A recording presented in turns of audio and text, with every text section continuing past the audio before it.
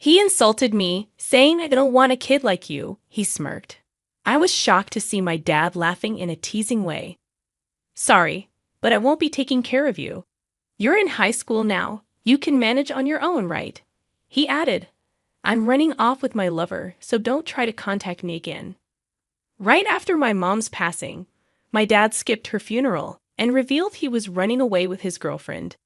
I was deeply disappointed with him, and I didn't feel like stopping him. Go ahead, I won't reach out to you, thanks. He left the house, saying, I'm fortunate to have an understanding daughter like you. I believed we'd never cross paths again. Despite what a lousy father he was, I felt almost relieved to be free of him. Surprisingly, just 3 days later, I received a relentless call from him. I considered ignoring it but chose to pick up. Who is this? Then my father on the other end of the line said something unbelievable. My name is Emily Young, a fresh high school student. You might think I'm enjoying the typical high school life, but my home situation is far from ideal, all because of my father. He was a well-educated, leading accountant, often the subject of envy. However, his true character wasn't admirable. He had a habit of looking down on those with less education, including my mother, who only finished high school. He frequently belittled her, saying, a high school diploma is embarrassing. Without me, you couldn't survive in front of me. Despite what he said, she struggled to be financially independent and couldn't divorce him. She always encouraged me to study hard, emphasizing the importance of getting qualifications for financial independence. Don't end up like me, earn your own living, she'd say, reading books to me since my childhood. Even though my father earned well, he provided only the bare minimum, and my mother couldn't afford to buy books for me. So, she often took me to the library, where she would read to me. Thanks to that, I got into a prestigious private school. However, my high-achieving father wasn't proud of me at all. He had no interest in me, not even knowing which high school I attended. His disinterest stemmed from archaic views of male superiority. Once he learned I was a girl, he lost interest. He had initially wanted a son to inherit his accounting firm, but that dream ended when my mother gave birth to me and couldn't have more children. Since then, he hardly showed any interest in my mother or me. When he was drunk, he'd insult my mother, saying, Dan, I'm such a nice guy to marry an ugly, stupid woman like you. She asked him to stop, especially in front of me. But he'd get furious, yelling, What, talking back to me? Do you realize who's feeding you, you useless woman? I couldn't bear to watch, locking myself in my room and covering my ears. His tyranny extended beyond verbal abuse. He also had a troubling habit of infidelity. Using work as an excuse, he frequently arrived home late, sometimes not until morning. Over time, he started emanating the scent of women's perfume, which repulsed me. I'd remark, Your perfume is too strong, pinching my nose. He'd respond with disdain, saying, What, you think your nose is too good? Why did you wear perfume too? A woman like you can't survive without relying on a man. I harbored deep resentment toward my father for uttering such demeaning remarks to his own daughter. However, it seemed like he didn't even realize the extent of my disdain. He'd continue with comments like, You do take after your mom with that plain face and personality. What's the use of a girl like you studying? You'll just end up a woman with too much pride, and no man will come near you. While he consistently insulted my mother for lacking education, he belittled me for being educated, claiming it was pointless for a woman to study. I considered this man truly hopeless. Adding to the frustration, he scarcely provided us with any money, yet adorned himself in expensive brand suits and watches. Even his loungewear was stylish, leading me to question the economic inequality within our own home. When I proposed to my father, If you have that much money, why don't you buy something for Mom? He merely snorted, saying, It's my hard-earned money. What's wrong with spending it on myself? He adamantly refused to spend a penny on us. It was solely because of my mother that I could endure those days. However, just as I entered high school, she was diagnosed with breast cancer. By the time we discovered it, it was too late, and she had a limited time left. Upon learning about it, I broke down, clinging to her and crying. I questioned. What am I going to do without you, Mom? But then, considering the situation, I didn't want to cause her any more worry because of me. Since then, I made an effort to spend the remaining time with her as joyfully as possible. When I visited her in the hospital, she would say, "Sorry for troubling you every day, Emily. You have schoolwork too. You don't need to visit me so often," with a relatively cheerful smile. I responded, "I come because I want to see you, Mom. Plus, staying at home means dealing with that drunken father of mine. I can't stand even looking at him." Hearing this, my mother's expression turned a bit sad. "I'm sorry for making you feel that way about your father. I'd always hoped you and your dad would get along." Irritated, I replied, "I'm sorry, Mom, but that's impossible. You do all the housework and take care of me, and he just looks down on you for it." My mother sighed slightly and said, "That's because I'm of no use in society." Trying to reassure her, I said, "That's not true, Mom," but she just gave a faint, sad smile. My father never visited my mother in the hospital. He rarely came home either. On the few occasions I did see him at home, I asked him to visit Mom, but he refused. "I'm busy with work. You, her daughter, should visit her. Dan, her suddenly getting sick and leaving all the housework undone is such a nuisance." Horrified, I responded, "How could you talk like that? Can't you at least worry about Mom a little?" He replied with disgust, saying, "Worry? I'm more concerned about my own future. She promised to take care of me for life, and now she gets sick so soon. It's unbelievable." I couldn't suppress my anger and shot him a glare. "What's with that look? You do realize you're living off me, right?" I wanted to leave this house, but frustratingly, he was correct. I was still a freshman in high school and under his roof. Then, a month later, my mother passed away. Amidst the grief, I busied myself with preparing for her funeral. My father insisted we didn't need to have a funeral and provided no help. However, I was determined to give my mother a modest farewell. I called him, mentioning his busy work schedule and infrequent returns home. "Hey, I've decided to hold a funeral for Mom, so please come." When did I stop referring to him as Dad? That thought crossed my mind, but I had no intention of using that term ever again. Annoyed, he replied, "Dan, I told you we don't need a funeral. I'm not going to spend any money on that, you know. I'll work and pay you back in the future, so please at least come to the funeral." "I'm busy that day, plus I hate such pathetic events like funerals," he said before hanging up abruptly. I was left speechless. Despite our strained relationship, he had been married to her for years, yet he wouldn't be there for her final moments or even attend her funeral. This was the breaking point for me. I lost all respect for my father. The next day, an unusual event occurred. I thought it was rare for my father to be home, but there he was in the living room with a large suitcase. Seeing my puzzled expression, he blurted out, "I don't need a brat like you," sneering. I was stunned to witness my father laughing mockingly.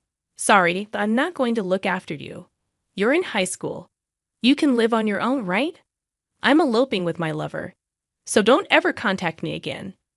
Immediately after my mom's death, without attending her funeral, my father declared his elopement with his mistress. I was completely disillusioned with him and had no intention of trying to stop him. "Just do whatever you want. I won't be reaching out to you, that's for sure. Thanks. I consider myself fortunate to have such an understanding daughter," he said before leaving the house. I believe that was the last encounter between us. Strangely, despite how awful he was as a father, I felt oddly relieved to be free of him. However, just 3 days later, I received a persistent call from him. Initially contemplating ignoring it, I eventually decided to answer. "Who is this?" Startled by my response, he stammered, "You. How can you ask who is this to your own father?" I retorted sharply, "Do you really think I still see you as my father? Are you foolish?" This seemed to fluster him even more. "Hey, you've done something terrible, you know. Because of you, I might lose my job." "What are you talking about? I haven't done anything." "Weren't you the one who said never to contact you again?" I replied casually. Then, at the height of his anger, he shouted over the phone, "Is this really the time for that? I know what you're doing. Listening to him seething in anger, I couldn't help but laugh. Yes, he was right. The predicament he found himself in was a result of my actions. This takes us back to before my mom was diagnosed with breast cancer. Frustrated with my father's constant infidelity, I decided to gather evidence of his affairs by snooping through his phone. When he was intoxicated, he often carelessly left his phone unlocked, walked away, and dozed off. Swiftly taking his phone from his hand, I began sifting through the photos. There they were, numerous pictures of my father with a woman who appeared to be his mistress. I saved those photos to my phone. I embarked on a mission to uncover the identity of my father's mistress. However, being a high school student, my resources were limited. In contemplation, a close friend mentioned, my friend's cousin is a private detective. I pleaded with the friend to introduce me to the detective, who agreed to investigate my father's mistress, saying, "Okay, I'll do it for my cousin's sake, and you can pay me later." The investigation yielded intriguing results. The mistress, Natalie Grubb, was supposedly 32 years old, residing alone in a luxurious condo. But this condo is too big for one person, pondered the detective. Delving deeper, he discovered that Natalie had a husband on an overseas assignment. My father, under the impression that Natalie was single, was in for a rude awakening. Upon learning this, I couldn't help but laugh. On the day my father abandoned me and left the house, I sent photos of his affair with Natalie to her overseas husband. Half of the photos were taken from my father's phone, and the rest were captured by the detective. Presumably, a furious call from Natalie's husband reached my father, and I could hear his agitated voice on the phone. Accompanying the photos sent to Natalie's husband was a letter stating, "Your wife is having an affair with my dad, and you knew about it, didn't you?" "Yeah, you heard right." "Well, it can't be helped." "Yes, I did it, but so what?" "I just told the truth," I responded, leaving him speechless and trembling with anger. Adding insult to injury, I remarked, "Planning to elope without even knowing she was married? That's just stupid," further fueling his fury. "What do you mean, stupid? Talking to your parent like that? What you did is not just telling a husband about his wife's affair. It's more serious than that," he solemnly stated. Intrigued, I asked in a puzzled tone, "What? What do you mean?" "That's the problem. You don't understand the gravity of the situation," my father continued, his voice trembling. "Natalie's husband, he was an important executive at a major client of my company." "No way, really," I exclaimed in surprise, though I already knew. Unaware of this revelation, my father lamented in a dark tone, "Oh, I'm finished." How did it come to this? The detective's investigation had unveiled that Natalie's husband was an executive at S Corporation, a publicly listed company and a key client of my father's firm. Upon discovering that S Corp was a major client of my father's company, a thrilling sense of excitement surged within me. This presented an opportunity for revenge for my mother. Yesterday, Natalie's husband stormed into the office, spreading affair photos of me and Natalie throughout the company. Stunned, I momentarily froze but coolly remarked, "Serves you right." Quiet. You have no idea how much contempt I face from my employees. Me, the president, being ridiculed by those lower-level employees. It's humiliating. I couldn't suppress a laugh at his words. My father, always proud and condescending, was now scorned by his own employees. The irony was palpable. Soon, the president of S Corp contacted us, announcing the termination of their business relationship. Wow, that's serious. You really don't get it, do you? It's not just that. After S Corp pulled out, all my employees submitted their resignations. His words left me in shock. Everyone. Why would they do that? Because without S Corp, my company is finished. Is that so? My father's accounting firm, a small office with about 5 employees, relied heavily on revenue from S Corp. Frustrated with my father's tyranny, the employees likely decided to leave en masse once S Corp withdrew. Although surprised at the extent of the situation, it felt like just desserts given my father's actions. Natalie had left him, his employees were gone, and my father was now utterly alone.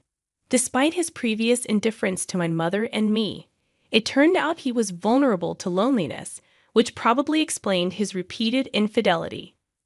Suddenly feeling lonely, he made an outrageous proposition. Well, it's fine. I was thinking of coming back home anyway. What do you mean? Well, I've broken up with Natalie, and I'm all alone now. I thought I'd come live with you. His audacious suggestion disgusted me. How could he have the audacity to return now? Living together harmoniously was impossible after everything. There's no way I'm living with you. I don't want to live with you at all. I flatly rejected his proposal. Unmindful of my disdain, he clung to the idea. Don't be so stubborn. You're still in high school, aren't you? Still a child. You should want to live with your parent, right?